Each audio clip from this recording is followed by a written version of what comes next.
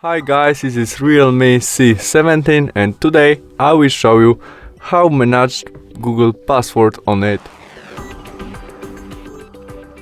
To do that, in the first step we must go to the Google Chrome and now we must press 3 dots on the right corner of screen and navigate to the settings where we have password option.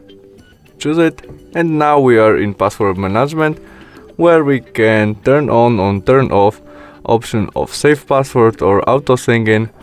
Moreover, we have Facebook password which our telephone remember, and now we can copy it, or if we press there, our telephone show us this password.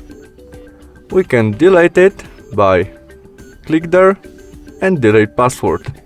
And that's all. Thanks for watching. Bye!